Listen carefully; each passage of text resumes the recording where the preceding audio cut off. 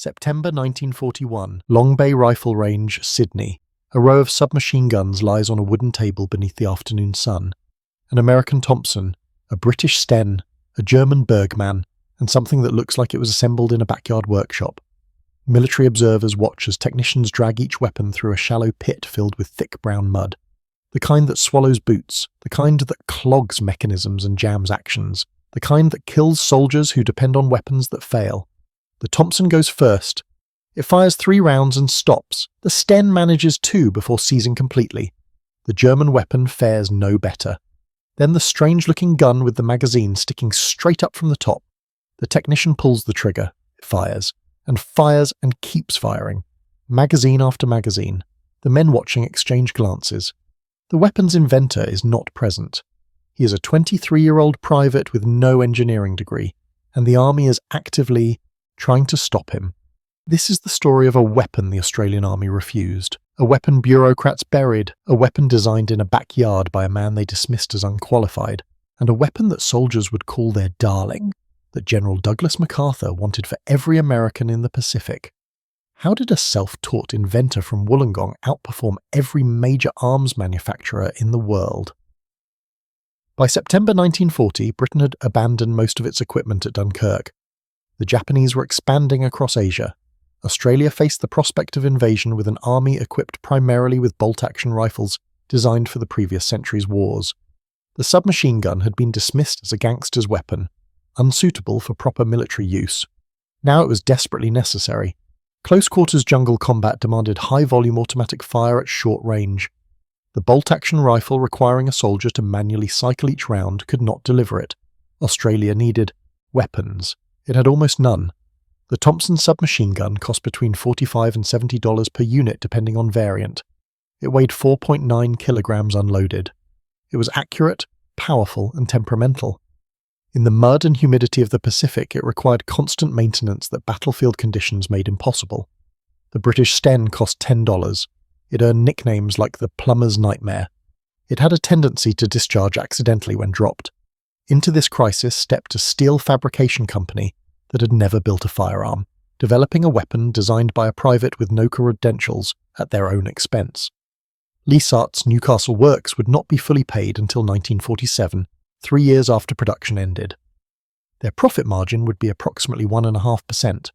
They would manufacture between 45,000 and 50,000 Owen guns. It would not be enough. Every submachine gun of that era fed ammunition from either the side or the bottom. Each approach created problems that engineers had accepted as unavoidable. Side-mounted magazines, like those on the Sten and German designs, forced soldiers to cant the weapon awkwardly and firing from a prone position. The magazine jutting sideways, snagged on vegetation, caught on doorframes, unbalanced the weapon during sustained fire.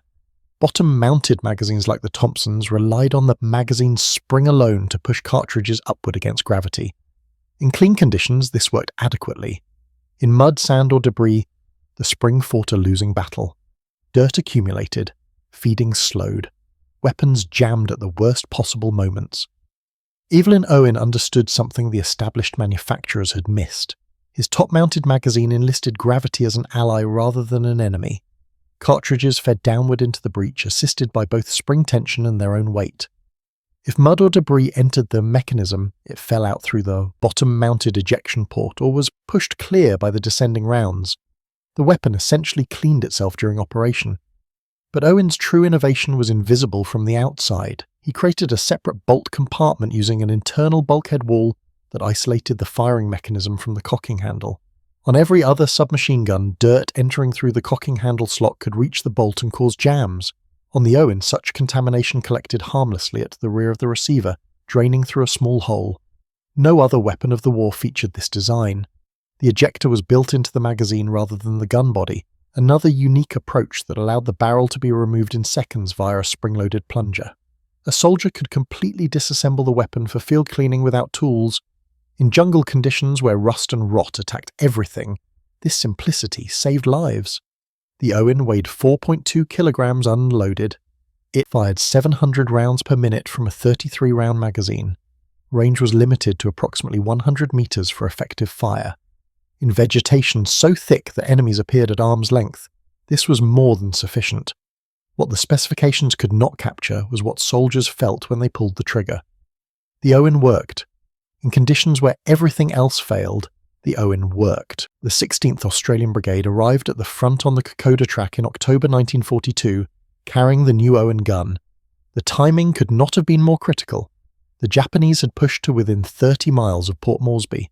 Australian forces were fighting a desperate rearguard action through some of the most punishing terrain on Earth: near vertical jungle slopes, constant rain, and mud that swallowed men to their waists. In these conditions, weapons that worked on firing ranges failed catastrophically. Bolt-action rifles rusted. Magazine springs weakened in. The humidity. The American Thompson proved temperamental when clogged with the black volcanic mud of the Owen Stanley Range. The Owen gun thrived. Soldiers learned to trust it absolutely. They called it the digger's darling. They discovered they could wade through chest-deep swamps, drag the weapon through muck that would disable any other firearm, and still fire the moment they needed to. One veteran recalled that men would deliberately abuse their Owens to test the limits, and the limits were never found. New Zealand commandos operating in the Solomon Islands had been equipped with Thompson submachine guns. One incident changed their minds entirely. Sid Heckler, a commando with the 1st Commando Squadron, had his Thompson jam at the worst possible moment during a patrol, all because of a small piece of grit in the mechanism. The unit's official history recorded what happened next. On the recommendation of soldiers who had seen the Owen in action, the Thompson submachine guns were exchanged for Australian-made Owen guns. The assessment was blunt. The Owen was as simple as a toy, and it could stand plenty of the mud, which was unavoidable. Besides this, it was lighter and more accurate. By 1943, the Owen's reputation had reached the highest levels of Allied command. General Douglas MacArthur, commanding all forces in the Southwest Pacific, was so impressed that he investigated equipping American troops with the weapon. His headquarters placed an order for 60,000 Owen guns. The order could not be filled. Australia lacked the raw materials and manufacturing capacity to arm both its own forces and the Americans. Lissart's factory was already producing at maximum output, approximately 2,700 weapons per month at peak. Impressive for a steel company that had never built a firearm before, insufficient for MacArthur's needs. American soldiers who handled captured or borrowed Owens understood what their commanders had recognized. The weapon was more reliable than their Thompsons.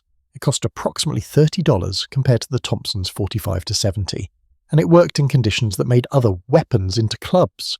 When Australian forces deployed to Korea in 1950, 2 Owen machine carbines were issued to every infantry section. At the Battle of Kapyong in April 1951, the 3rd Battalion, Royal Australian Regiment, faced massed Chinese attacks in the darkness. Major Ben O'Dowd later described the moment the enemy reached Australian lines. All hell broke loose as diggers cut down the surge of attackers, directing into them as much rapid fire as their weapons could produce.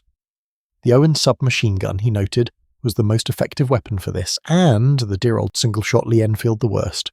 The battalion received a United States Presidential Unit citation for their defense. The Owen gun had proven itself against a new enemy in a new war.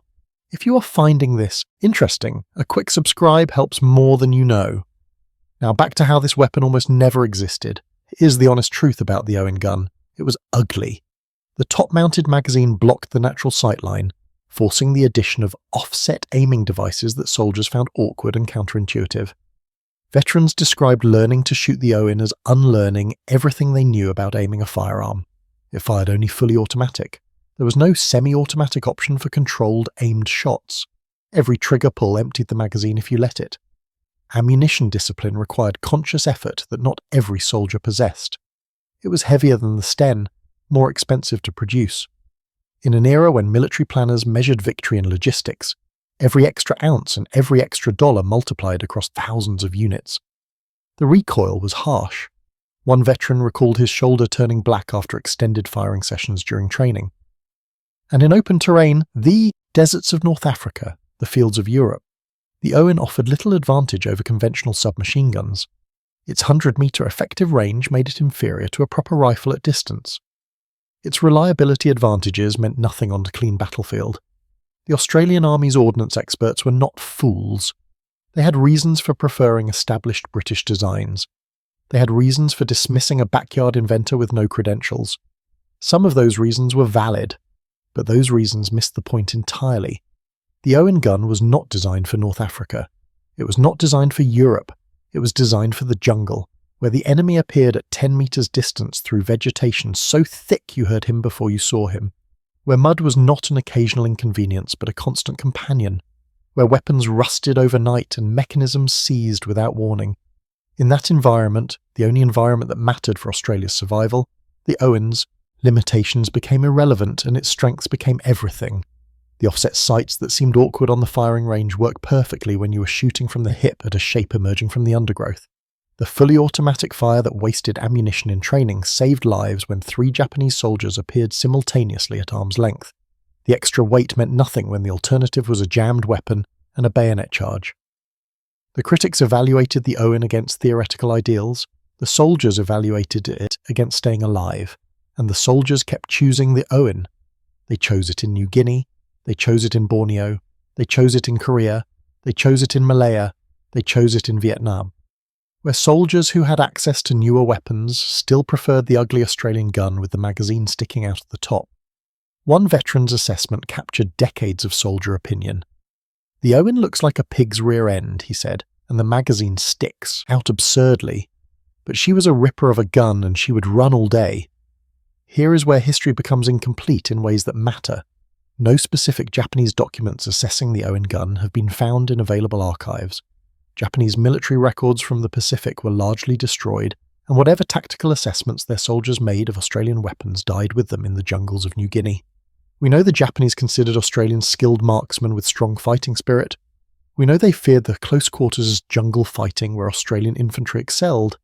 We know their own submachine guns, the Type 100, were produced in far smaller numbers and considered inferior by their own soldiers. What we do not know is whether they recognized the distinctive silhouette of the top-fed weapon that cut down so many of their soldiers in the green hell of the Pacific. The absence of evidence is not evidence of absence, but it is a gap in the historical record that honesty requires acknowledging. What we can say with certainty is this: Japanese forces repeatedly failed to dislodge Australian defenders in jungle terrain where the Owen gun was the primary close-quarters weapon. Whether they understood why matters less than the fact that they could not overcome it. That Private from Wollongong could not have known. In July 1939, when an army officer told him that submachine guns were American gangster weapons with no military application, Evelyn Owen could not have known that within 3 years, soldiers would line up to thank him for saving their lives. He could not have known that General MacArthur would want 60,000 of his guns for American troops, that his weapon would serve for 29 years across 3 wars, that veterans returning from the Pacific would seek him out to shake his hand and buy him drinks. Evelyn Owen received approximately £10,000 in royalties and patent payments, a substantial sum heavily taxed. He never married. After the war, he established a sawmill that returned little profit. He continued experimenting with firearms designs that never reached production. He became an alcoholic.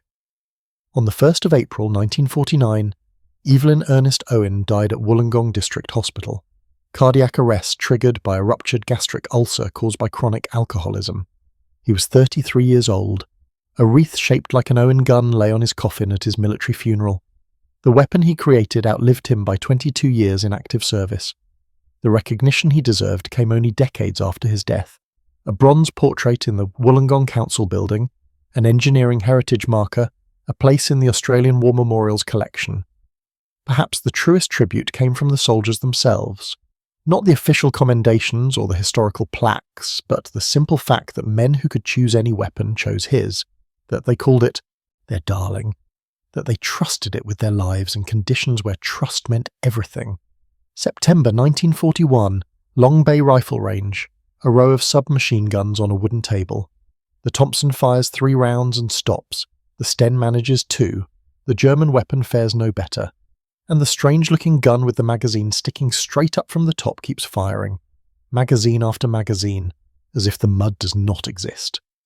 Sometimes the best weapon is not the most elegant one. Sometimes it is not the one designed by credentialed engineers in proper factories. Sometimes it is the one built by a 23-year-old private in a backyard workshop, dismissed by experts and obstructed by bureaucrats, ugly and improbable and perfect for the war it was made to fight. Sometimes the best weapon is simply the one that works.